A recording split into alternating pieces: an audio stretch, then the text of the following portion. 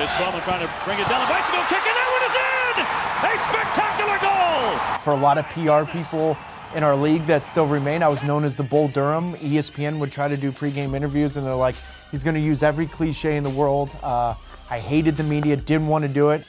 Hey everyone, I'm Bobby, this is Calen. During the 2018 Audi MLS Cup playoffs, we welcomed several guest analysts to the studio. While they were here, we got a chance to talk in depth about what soccer meant to them both on and off the field. Yeah, our first guest on Players Talk is ESPN's Taylor Twellman. Now, Taylor led us behind the curtain a little bit on how he got into media in the first place, his day hosting SportsCenter, and if he's known more for being an MLS MVP or that guy that's always yelling on ESPN. You know, the World Cup and the exposure to the sport, in all seriousness, you guys know this, the sport's arrived in so many different ways, but I'm the guy at ESPN now. Did you know during your playing career that you wanted to get into broadcasting? No, I hated it. I actually hated media, wanted nothing to do with it. For a lot of PR people in our league that still remain, I was known as the Bull Durham. ESPN would try to do pregame interviews, and they're like, he's going to use every cliche in the world. I hated the media, didn't want to do it.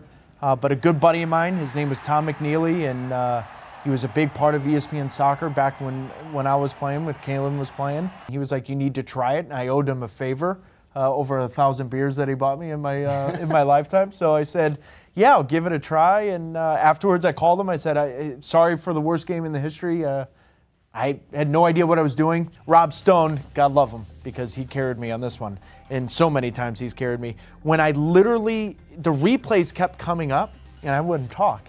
Now the analyst's job is to call a replay. So he holds both cough buttons down, and I'm not gonna say what he really said, but he goes, the replays are yours. And I was like, what does that mean? He goes, talk. I was like, okay, let me ask you guys a question. What's your favorite thing you've done so far in the media? Because the movement's really good. I love the movement show. I think that's been awesome for us. But I think the one thing I'm really proud of was being a part of some of these Black History Month roundtables that we've been able to do, and just starting to celebrate the game and for underrepresented minorities. And then you see now Susanna Collins is doing roundtables with women in soccer, and you're starting to see like a growing conversation. And ironically, it's the one thing that I wasn't on camera for. So it was something that I think can maybe have a little bit of a ripple effect. My answer would be, we do an Instagram show on Monday mornings. Yep. It's called The Wrap, and it started off as something very different. And we got in meetings, and I talked to producers, and I talked to social, and we got it to a place that we're really proud of now, and it's 5 iterations down the line. But it wasn't just the talking soccer or the performance of it. It was ideating, and it was coming up with new plans and moving it from point A to point Z, but working hard to get to a place that we feel good about. Love it. We can't beat Trinidad on a field that's too wet and too heavy? What are we doing? What are we doing? Whenever you do something like that, is it something you plan out? No. No teleprompter? No, I've never used a teleprompter. I think the viewer, whether they agree or disagree, they'll respect me if they know it's coming from the heart and I didn't orchestrate it, I didn't write it, I didn't think about it beforehand. The what are you doing moment, if that's what you're asking me, I had no idea what I was doing. And I've told this story now countless, about 4 or 5 times, and I'm going to tell it now. But I'm going to give you an abbreviated version. I thought, as all of us did, the United States was going to beat Trinidad and qualify for the World Cup. You guys both know, because now we've hung out for the last couple of days, I love golf. It's a massive part of my life. It was growing up. I had scheduled a bucket list tournament the day after. So it's 36 holes at Shinnecock, 36 holes at Sabonic, which, by the way, you can't get on, and 18 holes at National Golf. You've played all Links. those, right? Yeah, exactly. My point is, the best part of the what are you doing, because everyone asked me about that, it was at halftime, and I'm sitting there, and all I'm thinking about is, if they don't win, I'm not going to be able to go play golf tomorrow. And Max Bretos comes down, who is in tears. We go live on television. We're on ESPN News, ESPN, and the producer says, what do you guys want to do? We're coming to you in 10 seconds. And Max looked at me and goes, what do we do? And I said, just ask me. Just ask me, and that's how it went. So to answer your question, no. If I prep that, then it wouldn't have come across as real as it did. It wasn't as clearly thought out. If I was reading from a prompter, I wouldn't have said the same word 3 or 4 times that I did.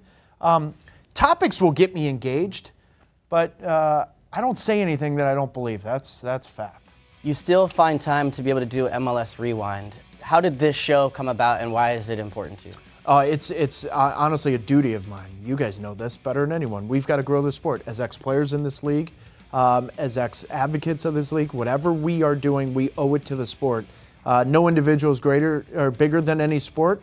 I don't care if your name's on a trophy or if it's not. The reality is we have to grow the sport. And for me at ESPN, it is still my #1 job to grow this league and to grow the sport in any way I can. And if it's stealing one camera, and for those of you at home, we have 4 or 5 individuals that have taken time out of their own time to come in and help me flip on a switch. But it really is Wayne's World 3.0 because it's...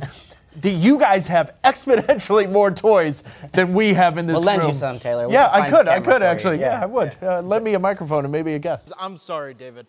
I apologize now because I know you woke up this morning when you saw the schedule and said, what am I doing today? My biggest concern, I would say, use the word concern on Host and Sports Center, was making sure that the transitions from sport to sport are as smooth as possible, right? So understanding that you're going from the New York Giants preseason game against the Jets where the Sam Darnold makes his debut and all these NFL fans are interested about it, to then transitioning to, whatever, I think it was a baseball highlight, right?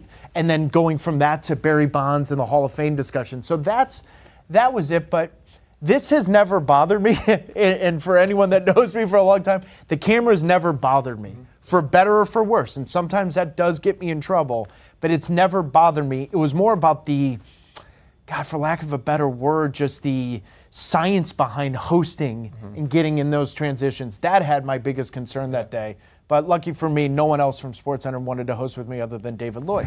We hope you enjoyed this edition of Players Talk. Thanks to Taylor for joining us in studio. Stay tuned next week for U.S. Women's National Team World Cup champion, Ali Krieger. And later in the series, you'll hear from Charlie Davies, Alan Gordon, and plenty more.